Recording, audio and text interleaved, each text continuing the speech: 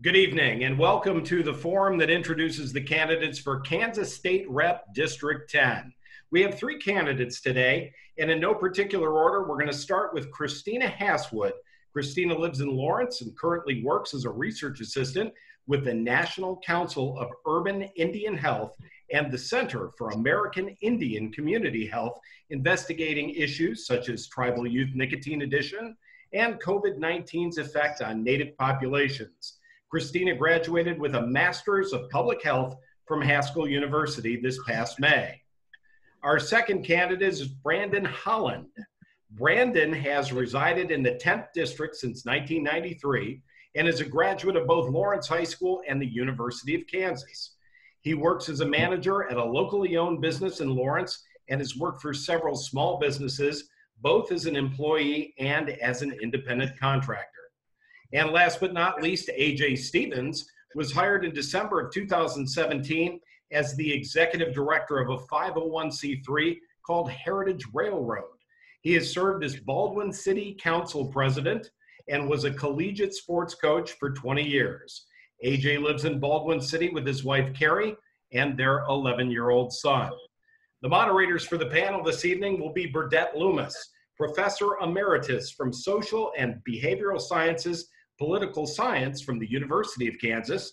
And I'm Jay Wachs from the Miller School of Journalism at Kansas State University and also the afternoon host at lawrencehits.com.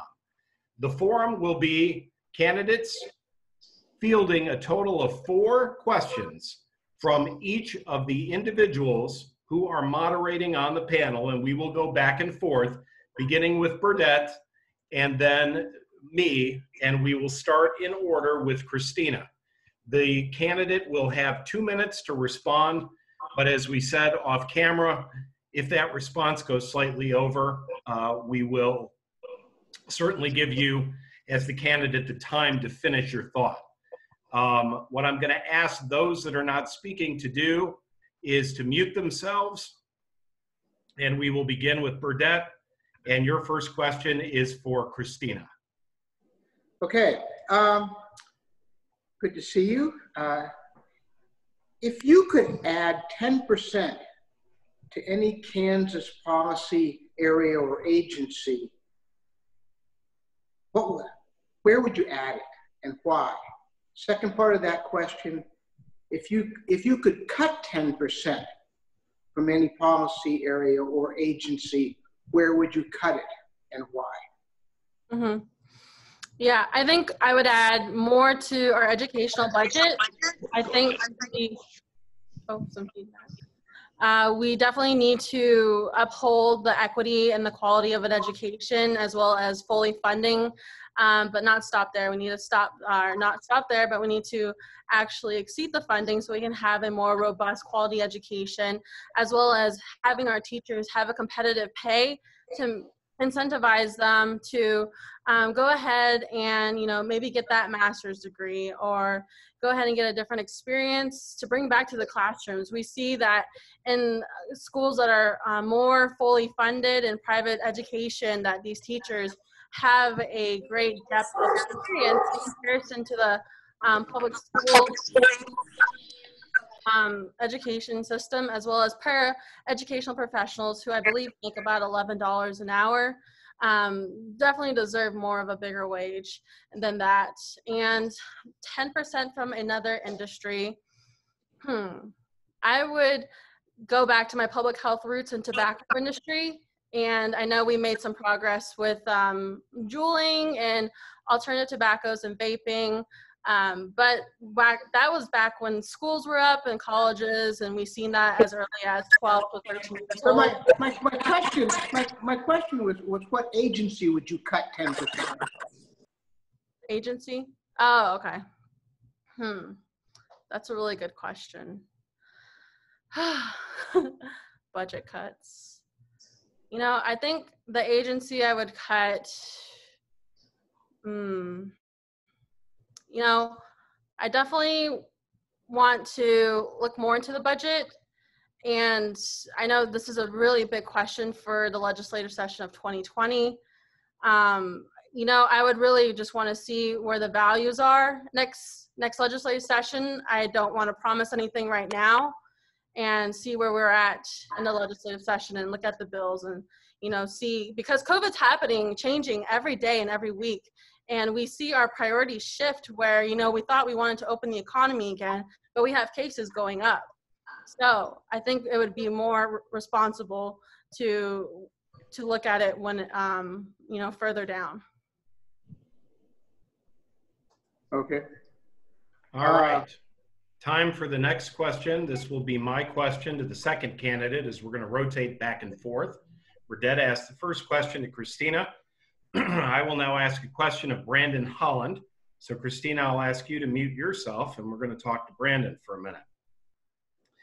Brandon, racism is a really big issue right now, not only in our state rep District 10, Douglas County in general, the state of Kansas, the union, but it seems to be a particular problem in the healthcare industry. Racism in healthcare is seen by many as its own individual major public healthcare crisis. What can Kansas do, and what can you specifically do as an elected state rep to battle racism in the healthcare system? Well, I think we can all agree here that this country has about a 400-year history of systemic racism showing up in all of our institutions. Law enforcement and healthcare are unfortunately two very important ones that also reflect this underlying racism that we can find in our country. I think that, number one, the most important thing we can do is obviously expand Medicaid. Brown and Black people are disproportionately working for lower wages. They are not homeowners of the same numbers. They do not have the wealth. They do not have as good of benefits. So Medicaid expansion has to be first, because hopefully that will level the playing field just a bit. It's not going to fix everything. However, I think that is an important first step in addressing the broader extent of racism in healthcare. On top of that, I think we definitely need to pass the Christy L. Bennett Mental Health Parity Act, because when we see, and this is also involved with law enforcement, not just medical care, when we see young Black men having a mental health crisis, and our first responders are police officers, police officers aren't trained mental health professionals. We shouldn't expect them to have to deal with these crises. And unfortunately, we see, a disproportionate number of killings of young Black men by the police as compared to, white men. So the two things that we should do are, one, expand Medicaid, and two, pass the Christy L. Bennett Mental Health Parity Act, so that at the very least, there is a level playing field, or a certain level of care that everyone can get. And then we can expand from there. Okay. Thank you, Brandon. We have unmuted Burdett, and Burdett will ask, we're trying to unmute Burdett. Burdett, you need to unmute yourself. Then we're going to ask the next question. It'll be your question for AJ Stevens.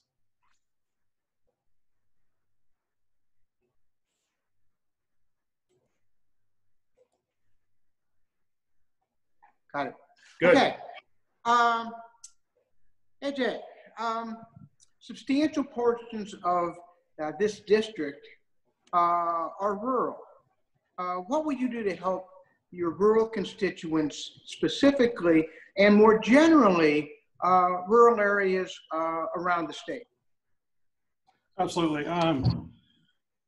First thing I would do is, are we talking long-term, short-term, or in general? It's your answer. Go with it. Okay. Short-term, I would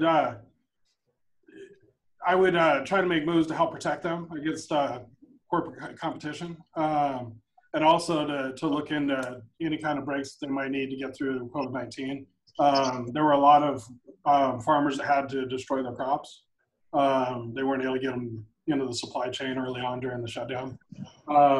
Long term, one of the things that I'm a proponent for is legalizing marijuana. And what I would like to do, and obviously it would have to pass through the legislature, but is I would like to limit the ability to grow to small locally owned farms, so that they would be exclusively able to grow that crop. And I think that would really help the money stay in the state and bounce around locally and help the economy.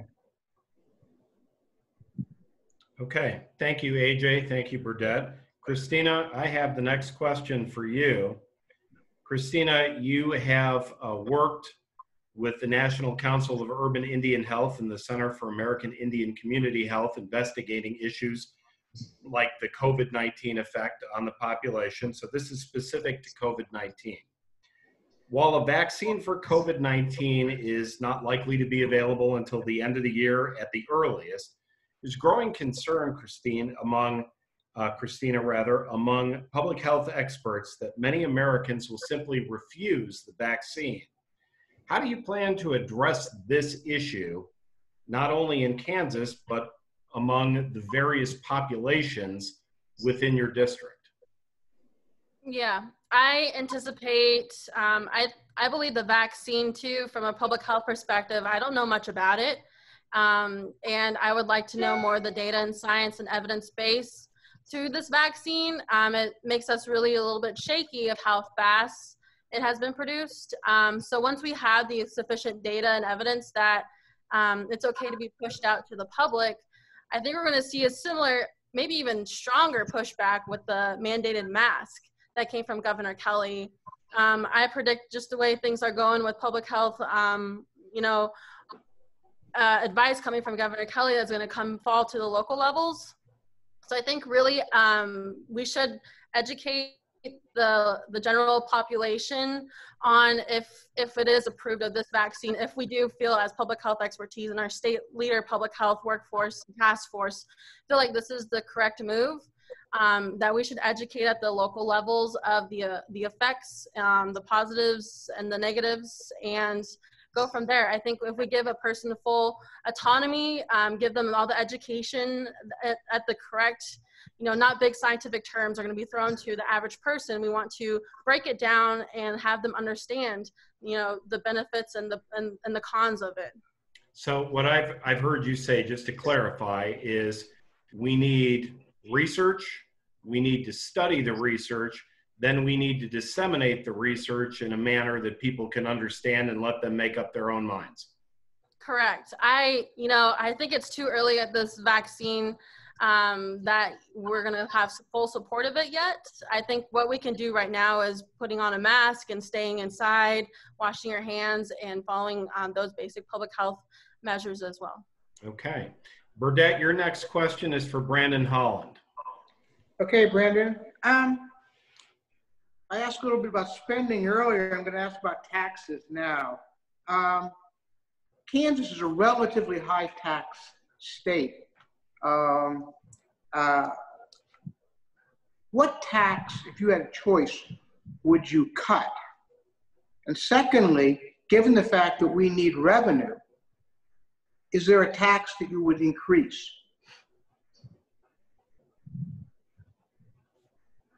Well, without a doubt, in my mind, the tax that we need to cut is our state's food sales tax.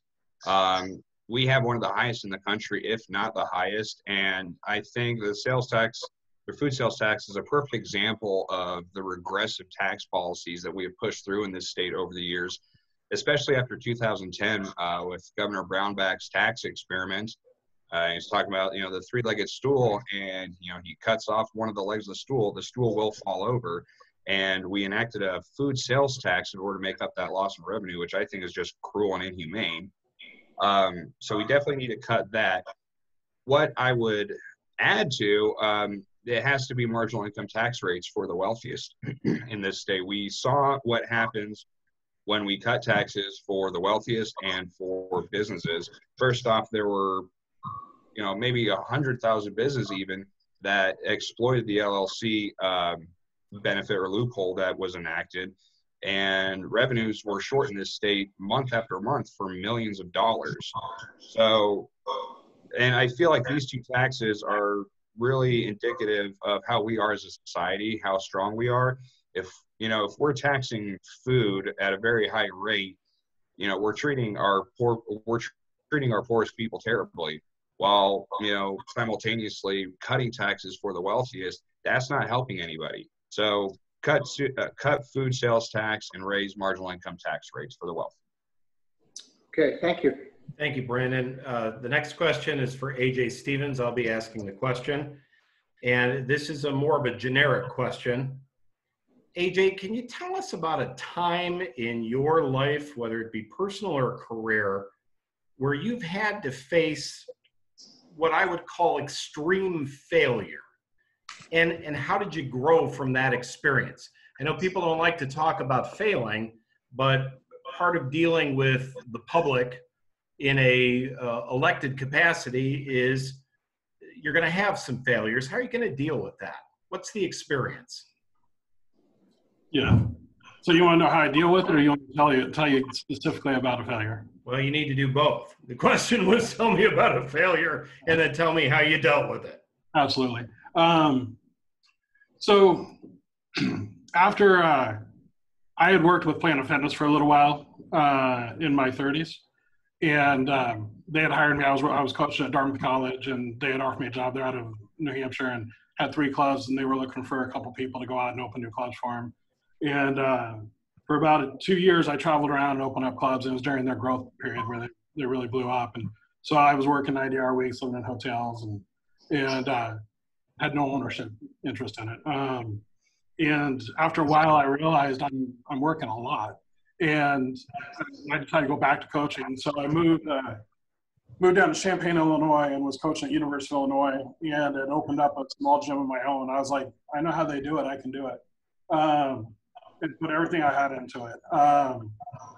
Ended up losing my life savings and plus about $60,000 because I was trying to do 2 jobs at once, and I realized that nobody's going to treat your business the same way you treat it when you're not there. So my biggest failure was I actually, after having a great amount of success in the gym business, I opened up a club right next to University of Illinois and got crushed, went out of business.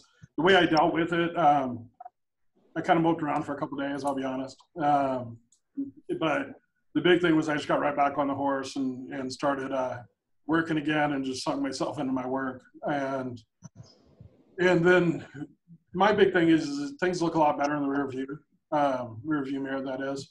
So I tried to just put my nose down, get through it until I saw it in the rear view mirror, and then look back on it and look what I did wrong and learn from it. And that's how I handle failure. I think that's one of the greatest advantages for me is I haven't failed.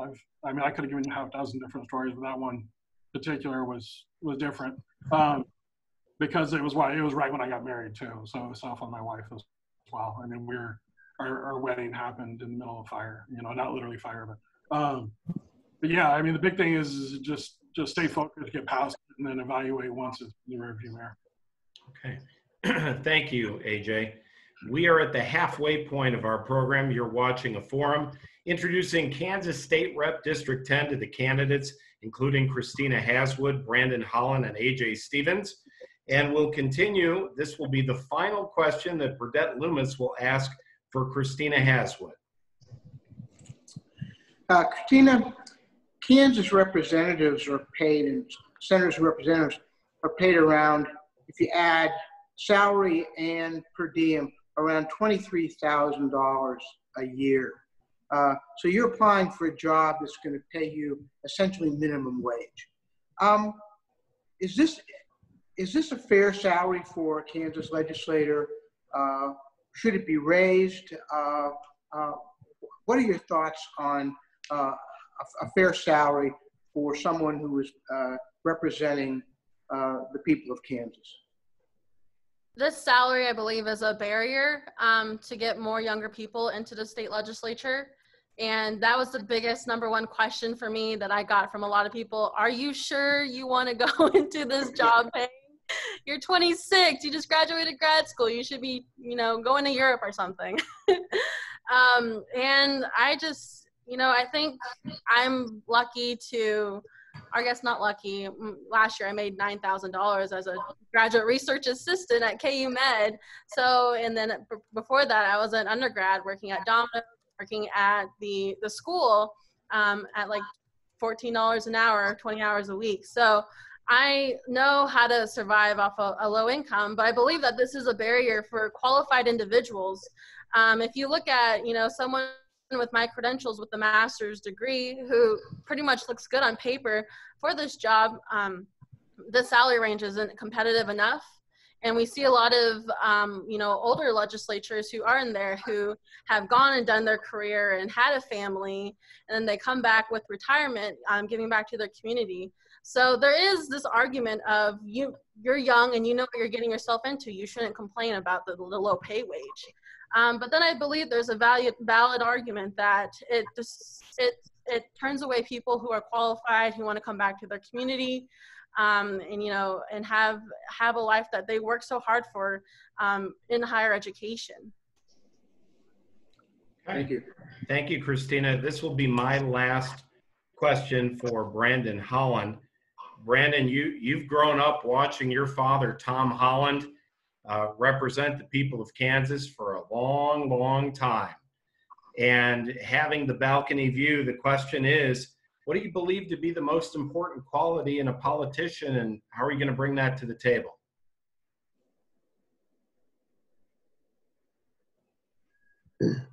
I think that the most important quality a politician can have is passion for what he's doing.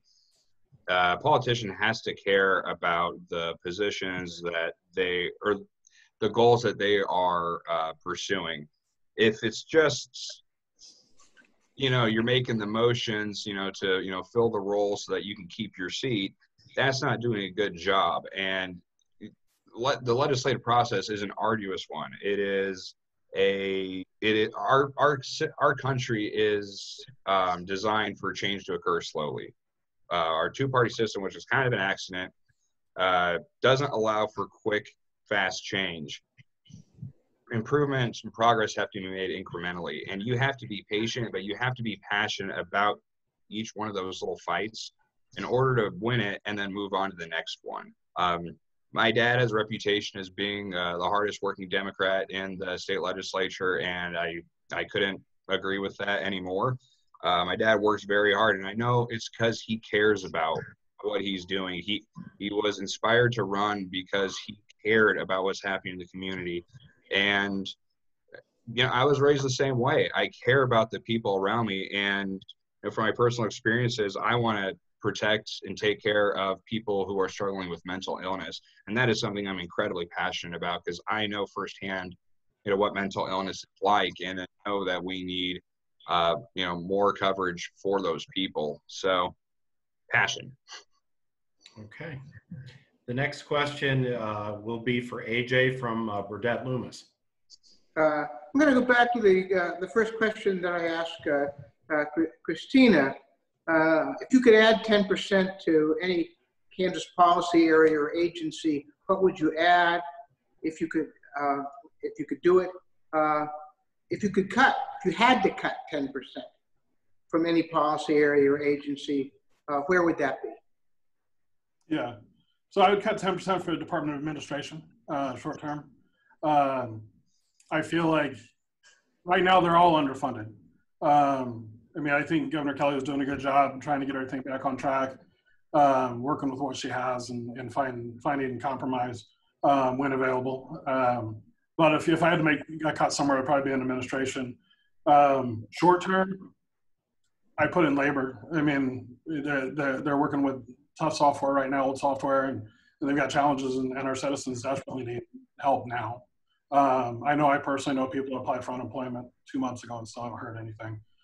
So immediately, that's where I would go with it. Long term, I'd probably put that in commerce instead, just because I feel like Western Kansas needs more business and more growth. And so there needs to be a focus on rural Kansas, even though that's not my particular constituency. I think it helps the state be better for all of us. Okay, AJ, thank you. This will be my final and the final question for Christina. Christina, as somebody coming into a new body of legislators, as a freshman, you will have to build consensus and you will likely face extensive pushback. How do you make friends with people you don't know? How do you get them to join up along with your point of view? And how do you negotiate wins in difficult situations like that? Yeah, I have a great list of endorsements from current state representatives, you know, who have helped me along the way into this new role of being, you know, making policy and becoming a lawmaker. So I already have a group of people there who are ready to help me and guide me into these policy positions. I have a great list of endorsements from other organizations too, who are ready to help and work with me, such as KNEA, you know, just like the Kansas Sierra Club and, you know, Emily's List. And, you know, there's a great deal of organizations that I have there already in Topeka ready to help me with these policies and to get me up to speed. And to your question of how, when I face pushback, I came in when I started off with like health policy, when that's how I kind of got into this whole political role with American Indian health policy at the federal level, where there's a saying that it's a bipartisan or no partisan issue. So you need to come in. I've advocated to Congress and their legislative staff and to our congressional leaders across the country, Republican and Democrat or not, that, you know, these are the issues that are happening to me and to my people and across the country. And, you know, these are the facts. And, you know, I come in with that. And data, I believe, is hard to argue, but a personal story, you know, when you're personally being affected by these policies and you tell it to the lawmakers, that it makes more impact. So I pride myself on working on bipartisan. Okay, thank you. This will be the last question for Brandon, and it'll be asked by Burdett Loomis. Brandon, over the last 20 years nationally, and certainly the last 10 or 12 years in Kansas, the partisan environment has become more and more polarized and in many ways poisonous. This is a problem for virtually all legislatures. As you enter this legislature, what would you do to address this whole question of hyperpartisanship and polarization?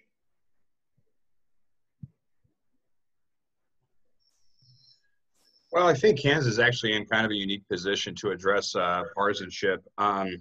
If you look at our legislature, every single major legislative battle we've had over the last 20 years has basically come down to moderate Republicans and the Democrats versus the conservative Republicans. So we can see right there that partisanship in our state already has kind of a unique malleability to it. What we have to do is continue to focus on the more moderate wing of the GOP party, because the only way you can deal with partisanship is by working with more people.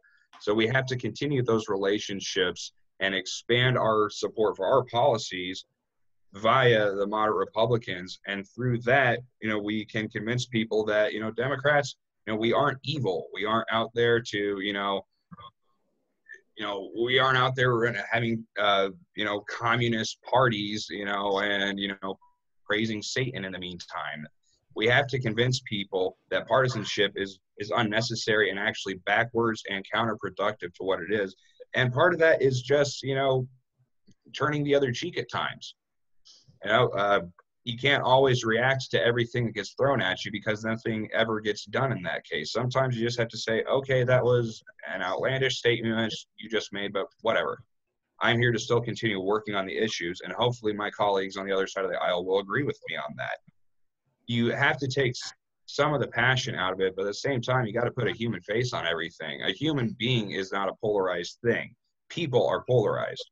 We have to take things to the individual level and appeal to people's human, the decency that resides in everybody, at least I believe resides in everybody. So we just have to remind ourselves to treat the other side like people and hope that they do the same. Okay, thank you, Brandon. This will be the last question, and then we will conclude with each of the candidates having 2 minutes to make a final statement, and then we will conclude our evening forum today. I will ask the last question of AJ Stevens. AJ, addiction to drugs is a growing problem across the country, including here in Douglas County, Kansas. What is the most important aspect to solving or curing, if you can? Not even sure that that's even the right way to phrase the question, but to solving the crisis regarding addiction to drugs and its impact on, our economy and, the system in general. Yes, thank you. That's a 20-hour answer. But I'll boil it down to 2 minutes. I'll try to. Number one is there needs to be facilities in place where treatment can happen. It hit home in my life, and my sister-in-law had showed up at our house about 1.5 years ago and desperately needed to go into rehab. And it took us 1.5 weeks to find someplace to put her, and ended up costing almost $20,000. It was expensive. And there's just no facility. So we need facilities so that when that happens, we're able to treat it, because right now we're not equipped for it. Number two is we need early intervention. We need more people, more professionals on the ground. We need to be involved in the courts. I truly believe that we need to decriminalize marijuana, but we also need to quit treating it like a crime. And so when you catch somebody with an addictive drug, like heroin or something like that, early on, we need to get involved with the right people to help deal with that problem and help them settle it and find whatever they need in their life to balance. And putting them in jail is not the way to handle that. Now, if it's a violent crime or something like that, of course, that needs to be dealt with the criminal system, whether it be a restorative justice program. Violent crimes obviously wouldn't go to restorative justice, but theft or something like that. But more than anything, we need to start looking differently at drugs in general. The addiction problem needs to be addressed early on. Sorry, I'm rambling, but like I said, it's a 30-hour conversation at least, and trying to put it in 2 minutes. Thank you. AJ, thank you. We're now going to give each of the candidates an order, one final opportunity to answer one final question, which we always ask in these forums. It's a very simple question. Why should the voters vote for you? Christina, you're up first.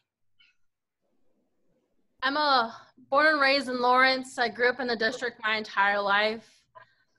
We lived in Red Bud Lane. If anybody knows what that is in town, it's behind the Applebee's. And it's a pretty well-known place of poverty. And, after that, we went to Section 8 housing in the Laura Glen apartments here in the district. And I was raised by young parents who came here to Lawrence from the Navajo Nation reservation, who had envisioned for their future children and their starting family for a better education, for a better life out here.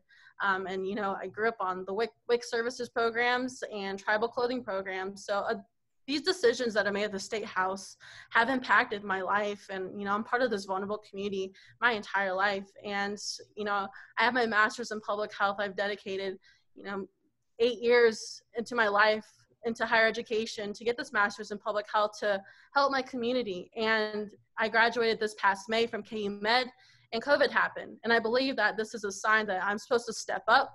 I was asked to step up and run for this position, and I'm ready to use my passion and education, experiences, and my attention to detail to marginalized communities such as what I belong to. I'm ready to serve, and I believe I'm the best choice for this seat. Thank you. Okay. Brandon, why should the voters vote for you? I think voters should vote for me if they care about dedication to the Democratic Party. I have been committed wholeheartedly to the Democratic Party since I was 14 years old. As you mentioned earlier, my dad is State Senator Tom Holland. When his first election is when I first got involved in politics. And every single election cycle since I was 14 years old, I've been campaigning for Democrats out on the trail. Because in our state, the Republican Party does have a stranglehold on legislative power. And because of that, the only vehicle for true change I see is the Democratic Party at this point. The Democratic Party is the umbrella that incorporates all the different voices that are against the status quo. I've been dedicated to that since I was 14 years old. I went to KU. I I got a degree in political science. I studied under the great and illustrious Professor Loomis several times over the years. And in college, too, I faced some real personal struggles that I feel like a lot of Kansas can relate to. I played rugby for the KU Men's Rugby Club, and I suffered numerous concussions. This gave me brain trauma, and it led me to struggle with some very serious mental health issues for years. The treatment I got, actually, it helped me, get my brain back, so to say, but it was so expensive, I couldn't afford it. I'm a wage earner. I run a liquor store right now. I could not have afforded that on my own. Fortunately for me, my family is privileged and were able to get me the coverage I needed, but I know that's not the case for far too many Kansans. I think that's cruel and inhumane. I know firsthand how devastating a mental illness or physical injury can be to a worker's livelihood because it's happened to me. And I will take that concern and those experiences to Topeka to work for the working people in this state and anyone who's felt targeted, ignored, excluded, discriminated against. Anybody who feels like they haven't had their share, they haven't had their voice heard, I will go to Topeka to represent you. Brandon, thank you. AJ Stevens, why should the voters vote for you? Absolutely. I'm also running because of the pandemic. The reason voters should vote for me is experience. I mean, I've been a consistent leader. I've been a champion of progressive values, which are important in Douglas County. I have the voting record to prove it. I'm at ease being unpopular. I'm comfortable with people being upset with me, and I'm able to deal with that. And there's something to be said about that.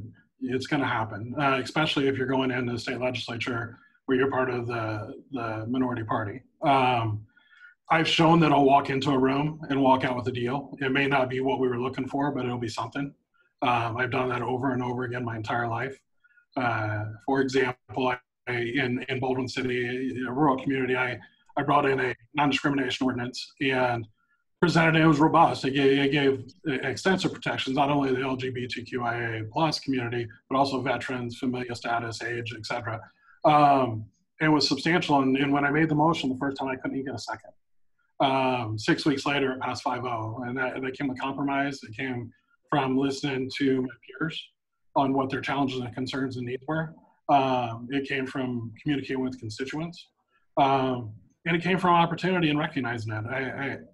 And you can't say that comes naturally. That is built. At 50 years old, I now know that I don't know a lot of things.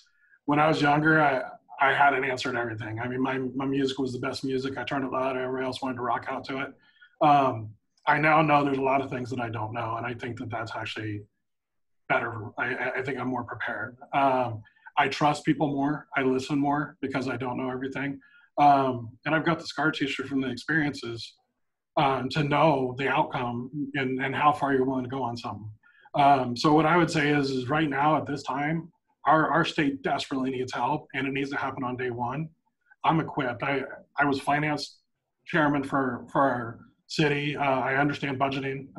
That's gonna be the first thing we have to deal with. I mean, we all have our champion causes, but let's be honest, until we can deal with the budget, we're gonna have a real hard time championing anything. And that needs to happen quick, and we need to have voices because we are the minority party and we need to be heard. So I would say right now, vote for me for experience and to make sure this gets done right. Thank you.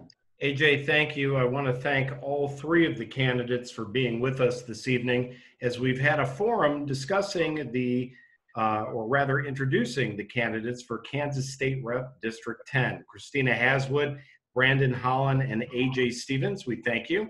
I also want to thank Burdett Loomis from the University of Kansas for being a moderator, and let you know that this will be available through all of the candidates, as well as through Burdett Loomis and myself and LawrenceHits.com to share with others as we get prepared for Election Day, which is Tuesday, August 4th. So again, thank you. Again, and appreciate your time. My name is Jay Wachs, and you have been watching LawrenceHits.com. Thank you.